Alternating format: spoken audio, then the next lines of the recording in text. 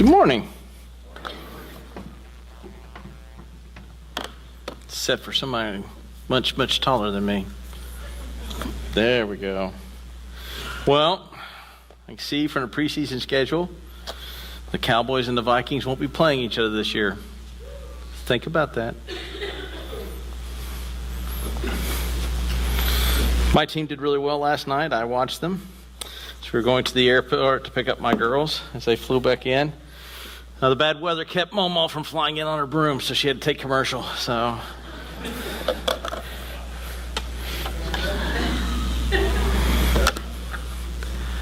whole time they were gone, they called Steph. And then they said, "Dad, did you miss us?" I said, "Almost as much as I got called." No, I'm kidding. Hey, we're in Acts chapter 12. We're starting in verse 6.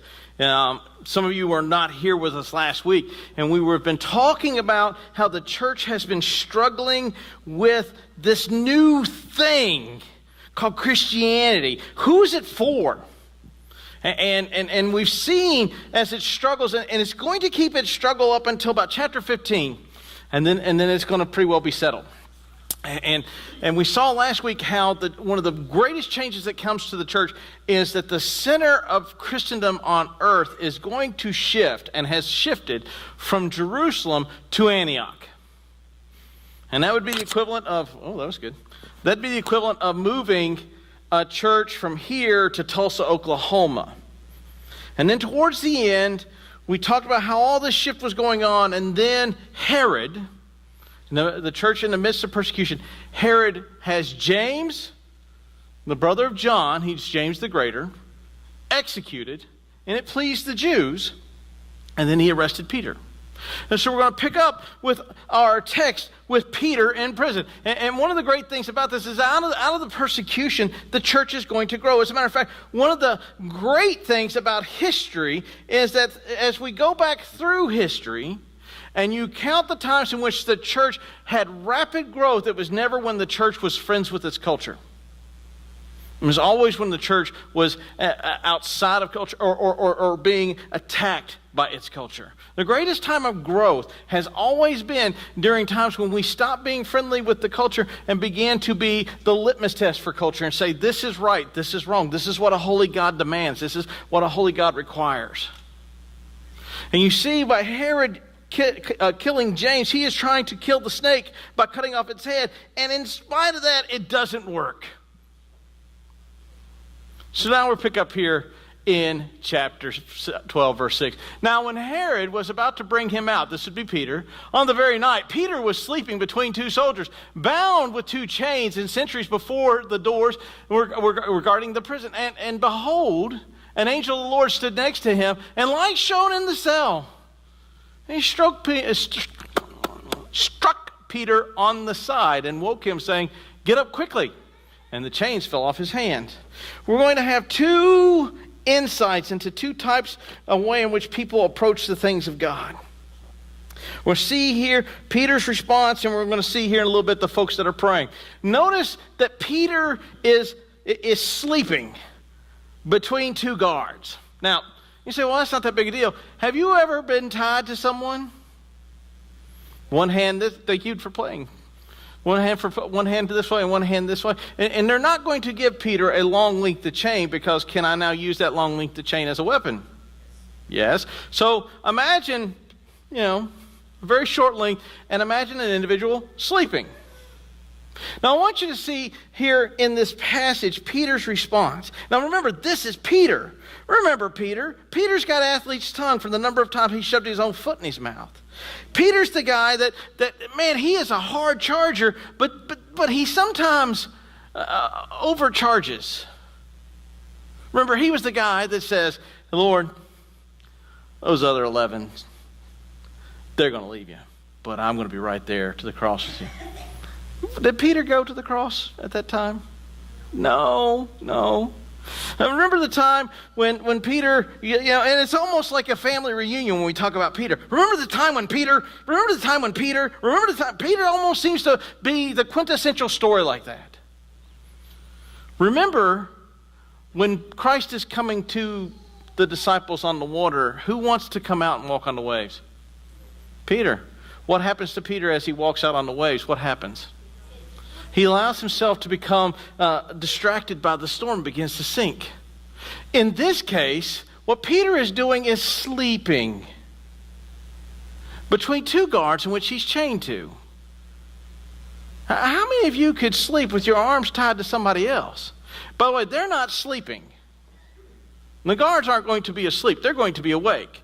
So how many of you can sleep in a prison cell? And think about the noise that comes with being in prison, having two big smelly dudes chained to you. Now notice the circumstances also. You also have soldiers that are before the doors. And there'd be two sets of guards on the first door, two sets of guards on the second door, and finally there's a third gate, and there'll be two sets of guards there. And we're going to see the miraculous supernatural nature of what occurs in this event. But notice what Peter's doing. Peter is what? He's sleeping. Now let me ask you, if you knew that in the morning you were going to be executed publicly, would you be sleeping? I wonder how many of us have wasted many a night with worry and fret over things that we could not control, wondering if God is ever going to listen to our prayer. I mean, look at Peter. Peter is in dire straits. In the morning, they are going to kill him. And Peter's response to that now versus Peter's response earlier is what? One of peace and tranquility. And a lot of guys, well, he's not really sleeping. Well, then explain this to wake him up. One of the things, well, he's just fake sleeping. They make him sit down, and so he's asleep. Because when the angel shows up, the angel doesn't go, "Psst, Peter, Peter, Peter, Peter." Walks up and goes, "Get up." He has to rouse Peter from his sleep. Now here's the interesting thing. In the fact that he is asleep, the chains fall off. How many of us, in the greatest moment of despair in our life, because this is a very dark time for Peter, from a very natural standpoint. How many of us spend our time worrying about the events that we cannot change instead of putting our hope in the God who doesn't change? See, when we look at the situation here, is Peter there because he's done something illegal, immoral, or unethical? No. Peter is there for proclaiming the gospel message. Peter is arrested to be executed to please the Jews. Peter understands through the ministry and the testimony of what God has done. And even in the books of Acts, how many times has Peter spent time in the pokey? This would be number 4. This would be number 4. And every time, God has seemed to work it out to where Peter is released. So there are two types of people within the church. Those who know and have learned to trust on the faithfulness of their God, even if the answer is no. And those who stand up and worry and worry and worry. And we're going to see here in a little bit that the folks that are praying for him really do not seem to believe the words that are coming out of their mouth as they're praying for Peter to be delivered by the response of Peter being delivered. How many times do we sit and fret over things? Bills I can't pay. Having a job, not having a job. Having a house, not having a house. Not having a career, having a career. Wondering if I'm ever going to start a career, wondering if I'm not. Wondering if now I've got a terminal illness. What's that going to look like? Am I going to die? I'm sick. I can't. How many times do we spend our lives? How many hours of sleepless night have we denied ourselves worrying about something in which God has already told you, I have complete control over this? Either your God is sovereign or he is not. Either your God holds you in your hand or he is not. Either Psalm 91 is true or God is a liar. And a lot of times, and myself included, have spent many of hours wondering if God is ever actually hearing my prayer instead of actually just saying, God has this and I am going to go to bed. And we're going to see that he does this. Notice, the angel says, dress yourself. He's not sleeping naked, folks, don't worry. But in the ancient Near Eastern world, he had put on his sleeping clothes. Was Peter expecting to be delivered? No. And Peter was okay with that because he was asleep soundly between two guards and had to be awoke by an angel. Put on your cloak. You see this in the testimony and the faithfulness. And the young adult Sunday school class has been studying the book of Daniel. You see this in the faithfulness of Shadrach, Meshach, and Abednego. O king, live forever. But we will not bend the knee. For our God is capable of saving us, but even if he does not, we will not bend the knee to you. They had the testimony of the faithfulness of God and lived it. Daniel, the same thing, goes and when he's commanded not to pray, opens his window and prays openly, and even in the midst of being tossed in the lion pit. Daniel, did your God deliver you? Yes, my God came, and he shut the mouths of the lions because I have done you no harm. Those men understood the testimony that God's faithfulness has had. We have, and we go, well, that's Daniel. Yeah, this is Peter. Peter's a lot, I can relate to Peter. Peter screws up a lot. But we have the testimony of God's faithfulness contained here in 66 books. And a lot of times we end up spending our nights giving over to doubt and worry and wondering if whether or not God is actually going to do what he says. Because here's the thing is, what we really are saying is we're not okay with all the answers that come from God. And see, this is the thing that a believer has to begin to grip. You must be okay with some of the answers you don't like that come from God. Because some of the answers are you're going to die. Some of the answers are going to be you are going to have a hard life economically. Some of the things is you're going to suffer with an illness probably for the rest of your life. And you must square with this because you have a holy God that is going to be there for you and is going to be magnified in your suffering, as Paul writes about. But a lot of times we're not comfortable with that.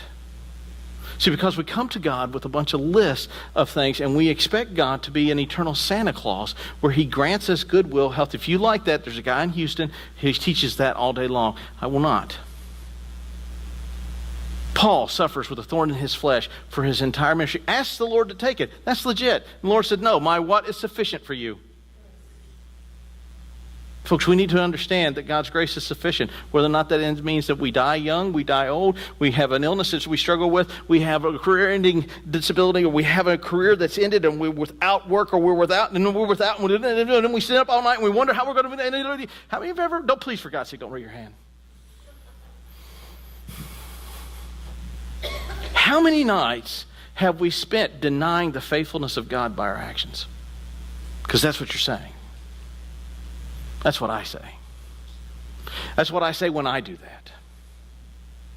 Because what I'm actually saying is by me worrying about this is that God isn't taking it seriously enough, so I'll worry for him. Let me ask you, how many of you think that my worry is actually going to change the situation where God's going to look and go, man, Ashley's missed 3 nights of sleep worrying over this.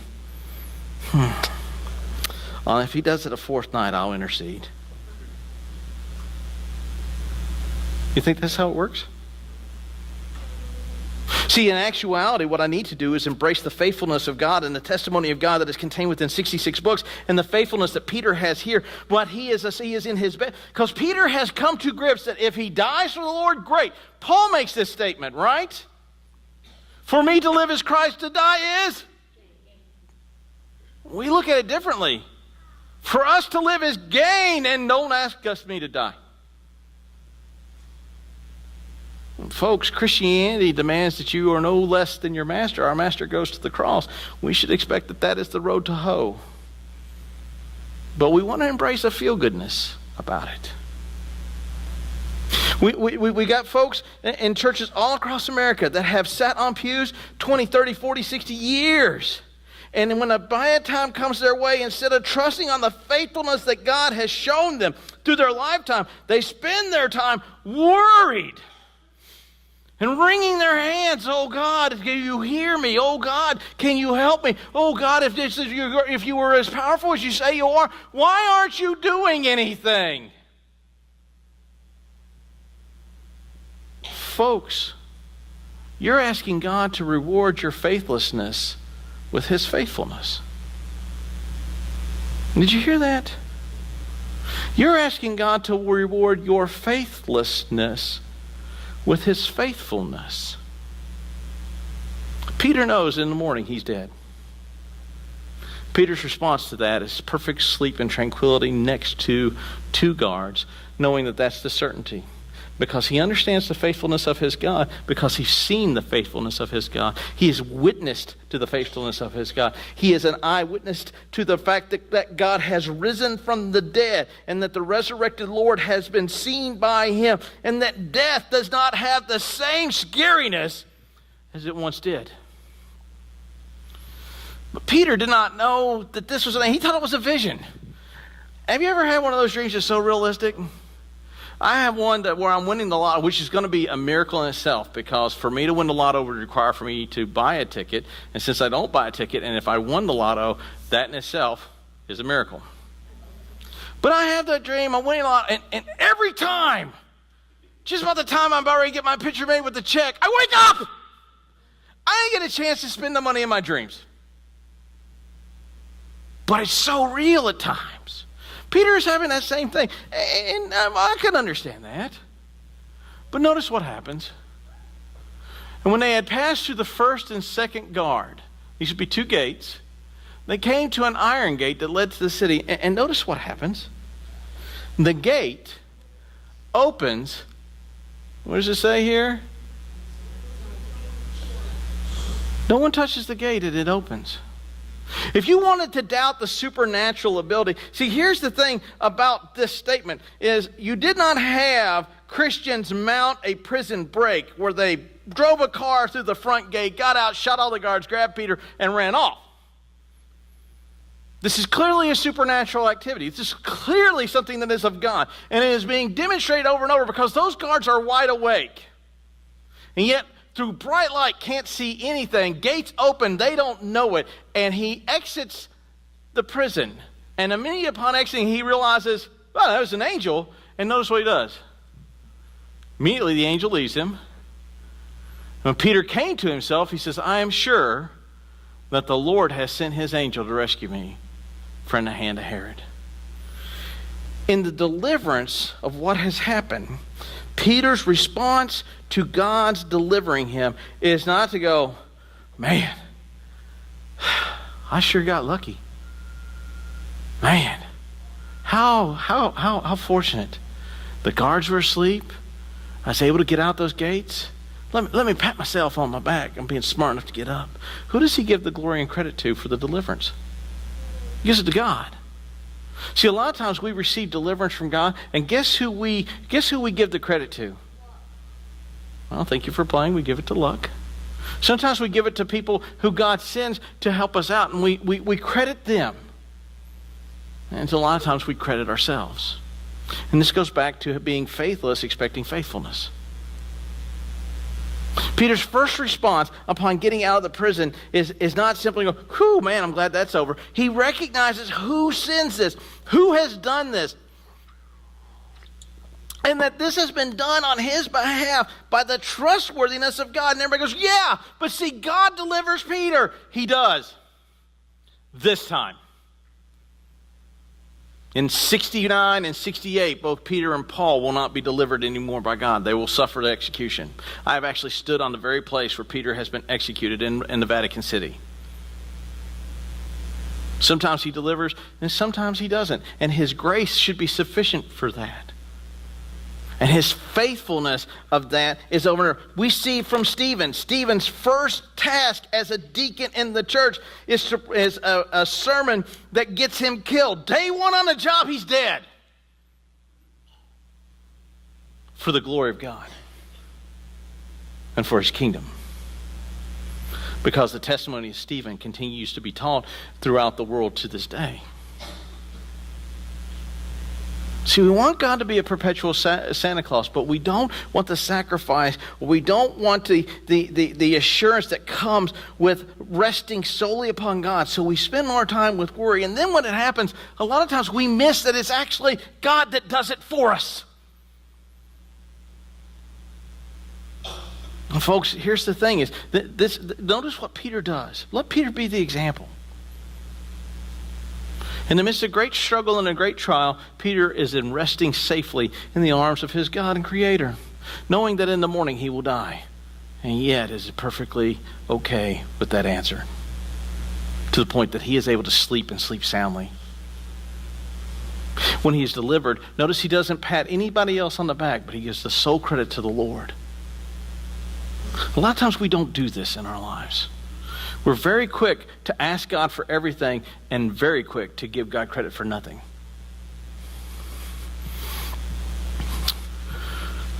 I'm sure that he rescued me from the hands of Herod and all the Jewish people, for when they were expecting him to be executed.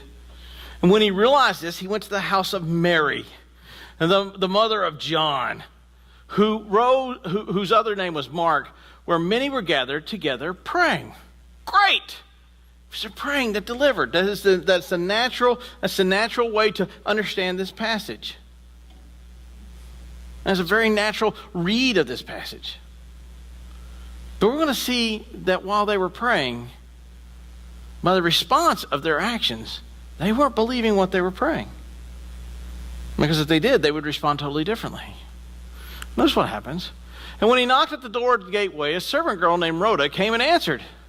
And recognizing Peter's voice, in her joy, she did not open the gate. Now, at about this point, this is kind of how I felt when my kids were out of town. Dad, we love you. Right. How come I never... And the only time I got a phone call was when they were calling me because Mom wasn't answering her cell phone. And it's like, hey, Dad, is Mom there?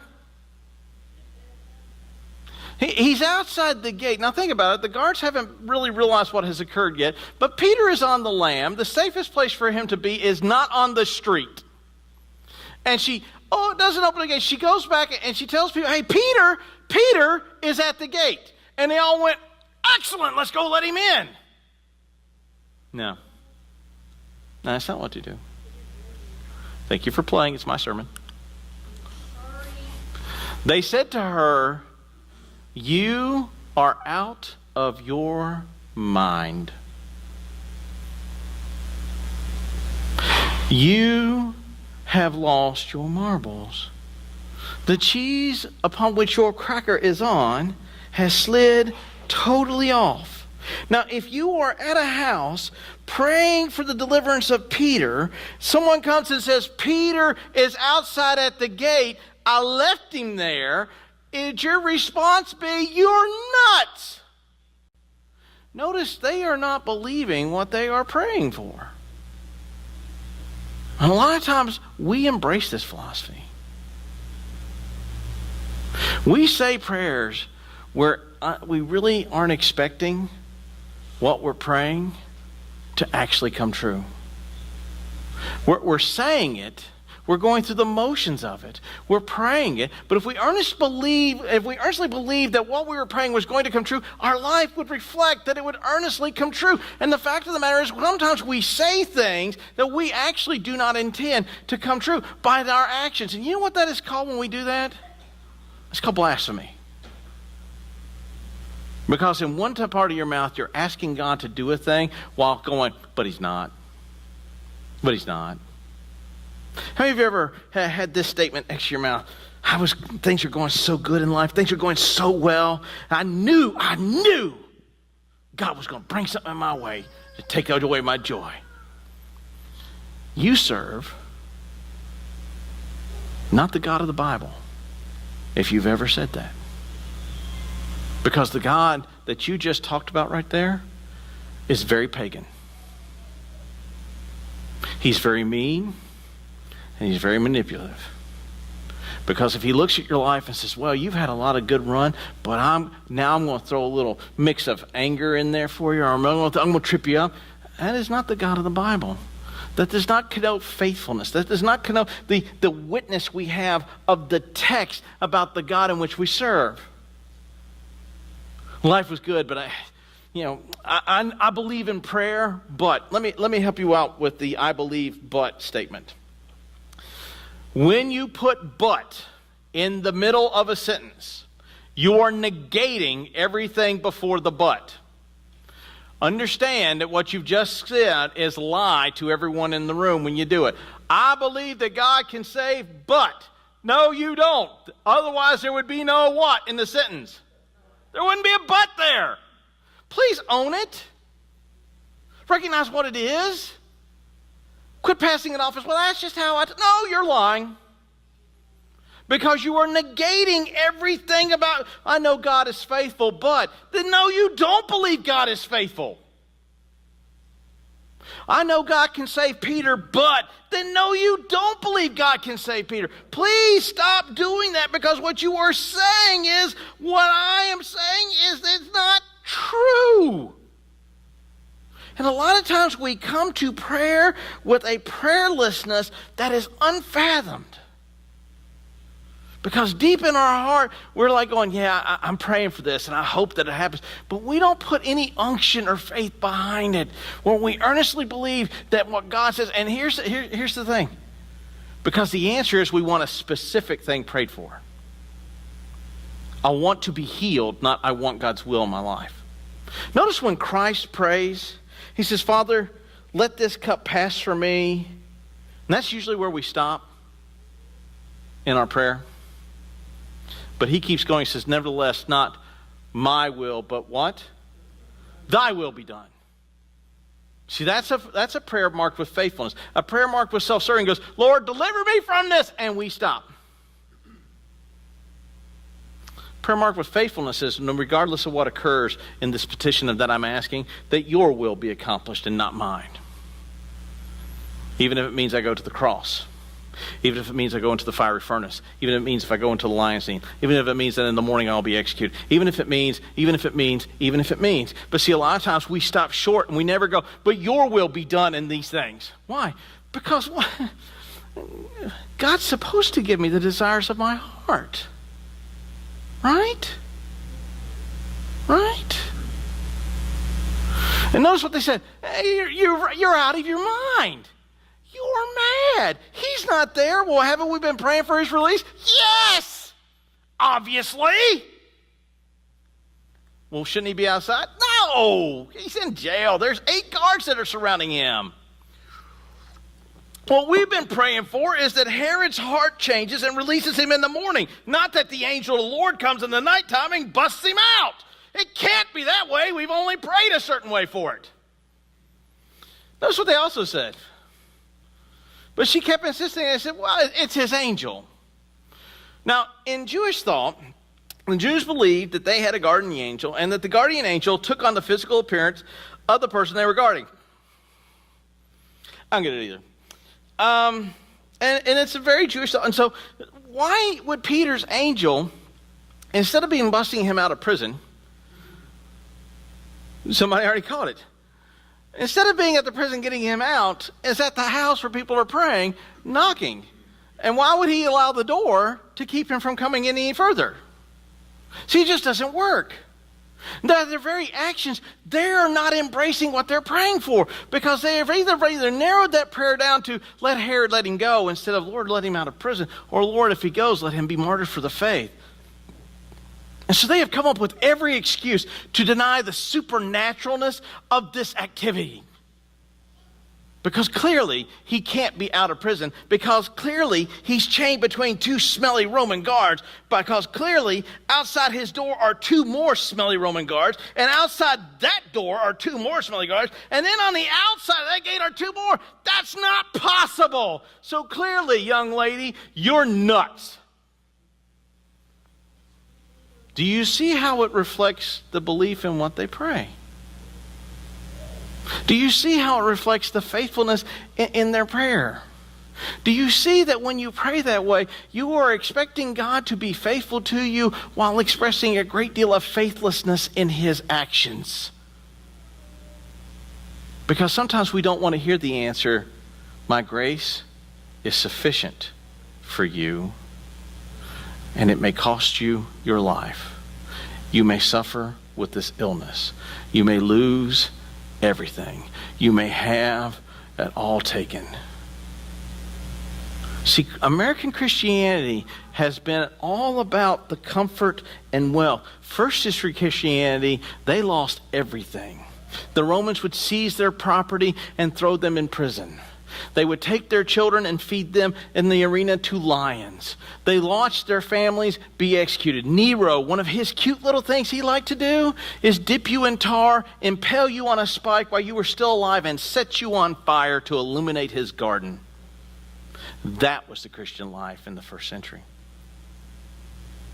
Kind of hard to build a church on that now, isn't it? Come to Jesus, Nero will impale you and set you on fire. Come to Jesus. Imagine that for the motto for K-Love. Impaling, tar, igniting Christian radio.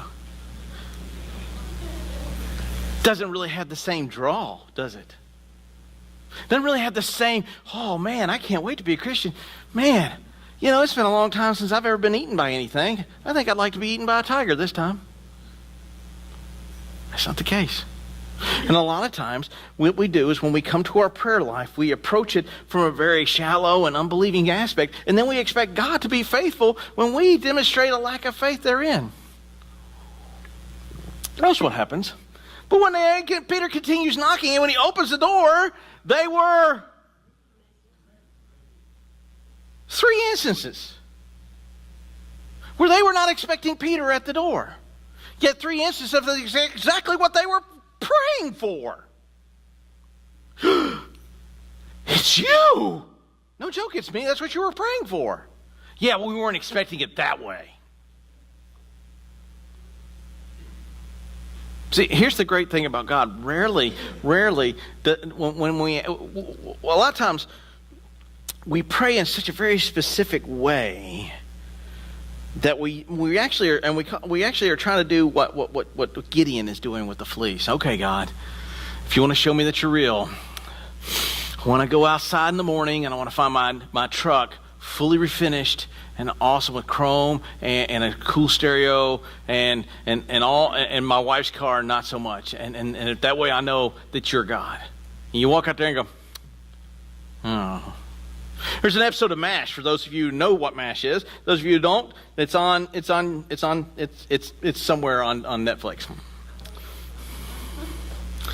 And one of the characters was a man by the name of Frank Burns. Judging from the laughs, you all know who Ferret Face is. And they had a young man who was struggling with a mental illness who thought he was Jesus Christ. And Frank said, well, I know he's not Jesus because I gave him a test. And they said, Frank, just because you didn't get raisins in your tapioca pudding today doesn't mean he's not Jesus. He goes, how'd you know I prayed for raisins? You always pray for raisins for your tapioca pudding. See, we give these very specific prayer requests, hoping that God will do a fidelity test with us. And God, if you're trustworthy, you'll do it my way. No. I am trustworthy, and you will do it my way. I have proven myself trustworthy because I have given you 66 books of my faithfulness to you, and yet you still want to do this in your walk with me. You see the 2 different categories you have going on here? And they were amazed. Peter, we've already talked about that. We'll truck on. Now the day... Need to go back one more. Okay. Drop down here to tell these things to James. He gets out there and he sees them coming, and it's the middle of the night. He's on the lam, right? He's running from the police. And since they're amazed, one of the things they do is they go, hey, it's Peter! Shh! I was on a night land nav course at the chaplain's course, and we had a chaplain transfer from the Navy.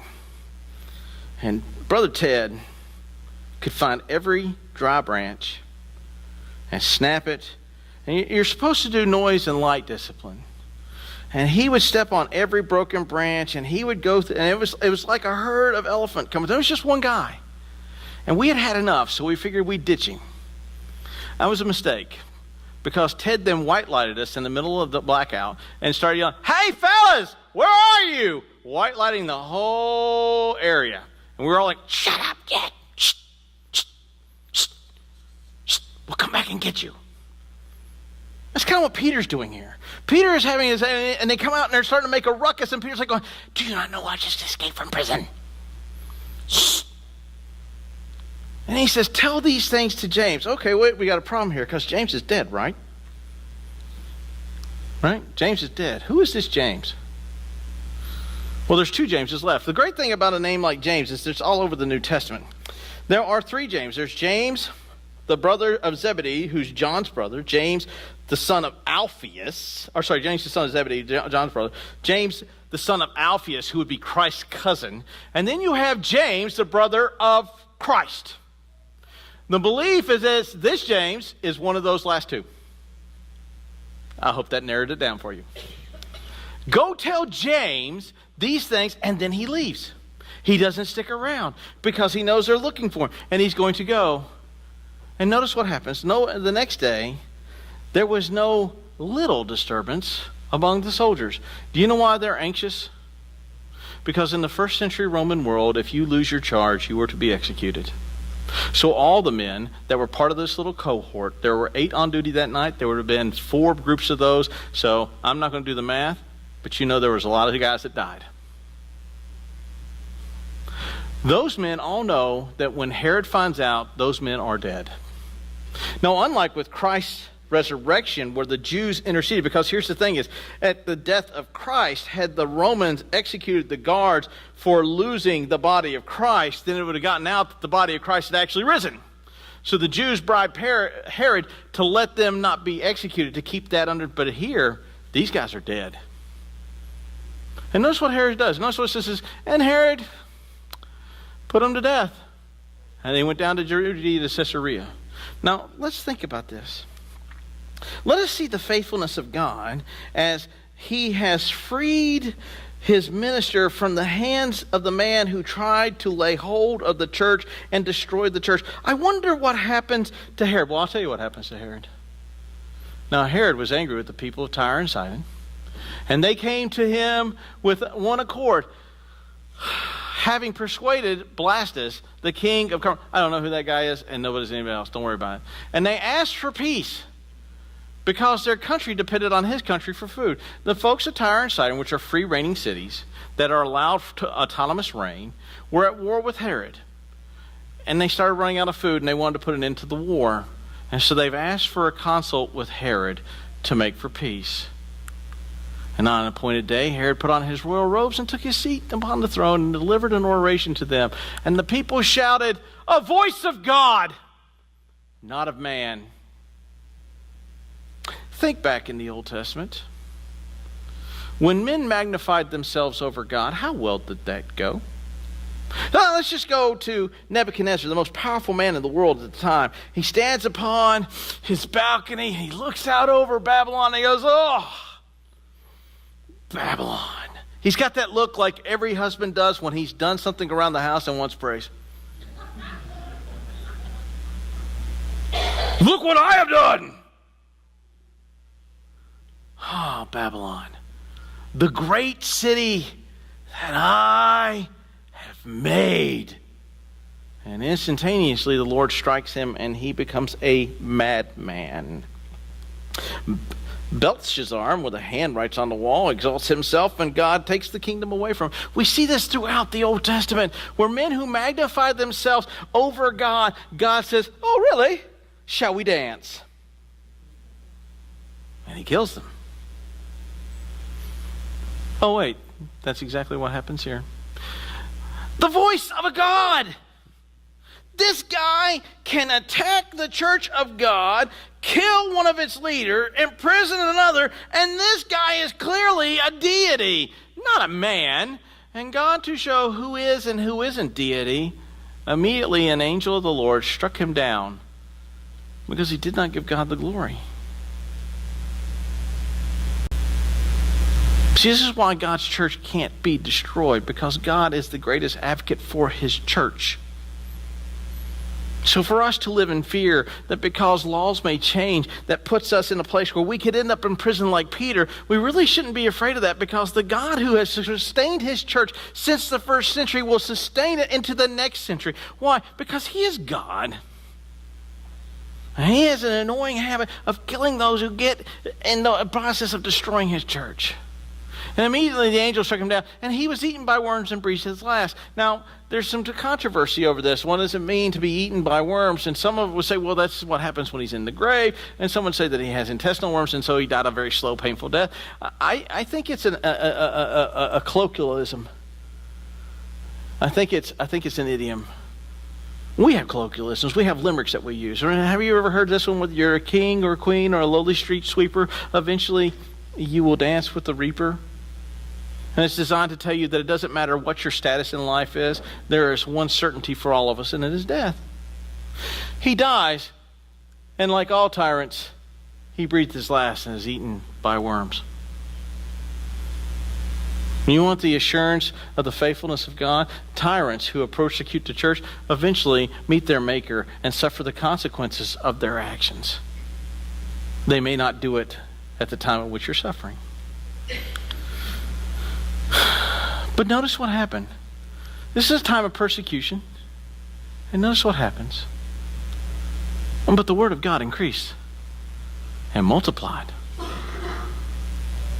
See, because they're not concerned with the persecution that is coming. They're not concerned with the loss of property that they have. They're not concerned with the everyday concerns that so overwhelm us and that keep us from being faithful unto things of God. Why? Because they understand that their God, who they have seen, their son, the Son of God, the second person of the triune God, went to a rugged cross to die. And they understand that that is the lot for them. And they don't get caught up in the trappings of the world that are so easy to distract. So they know the truth of what God teaches, and they know the message of Jesus Christ, and they don't get themselves wrapped up in the things of, well, God hasn't come back in a while, so I'll busy myself with other things until he gets back. And they have busied themselves with the things of God. One of the great problems with the church today is that we are busy. The churches in America are busy, but we are busy in the wrong areas. We are busy on things that seem to look good and sound good, and in themselves are not bad. But when we are missing the target audience in which we are designed to reach, then they start to become a bad thing. Why? Because if they're not hitting where they need to go, and we're missing the audience in which we are intending to take the message to, then it becomes a thing where we keep these things in place to sustain the programs. And so we're busy about the things of the church, but we are not busy with the mission of the church. How many of you have spent many a night void of sleep because you trust God, but... How many of you have feckless prayer where you pray, but you don't have the faith that prayer is being heard? God doesn't hear my prayers. God can't hear my prayer. Will you pray for me because God's not listening to me?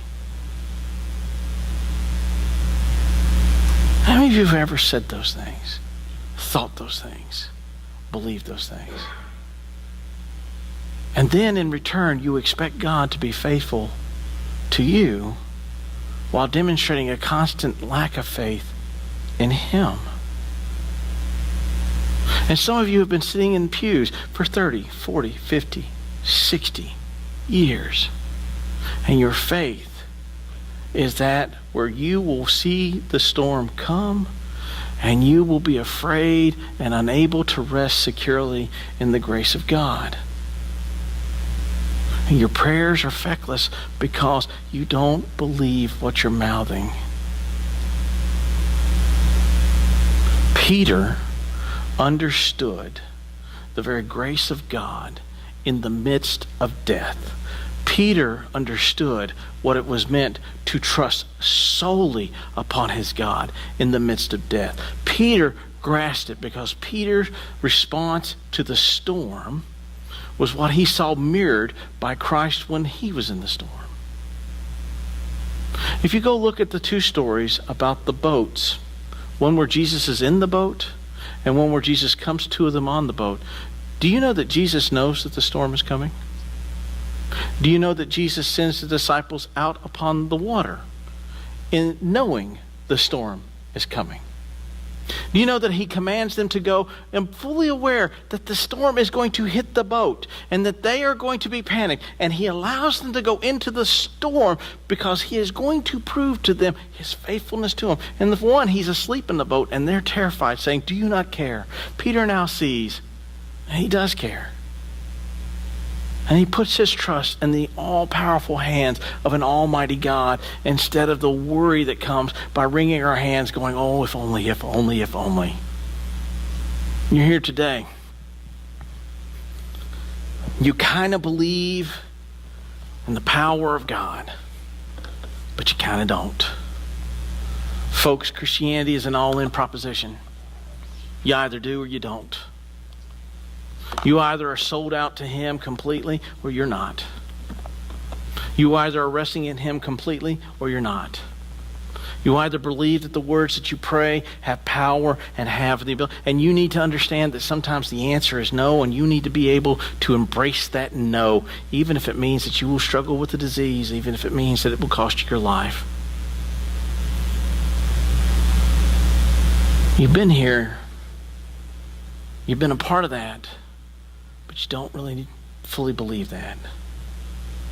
One of the things about being a Christian, a little Christ, is to embrace that.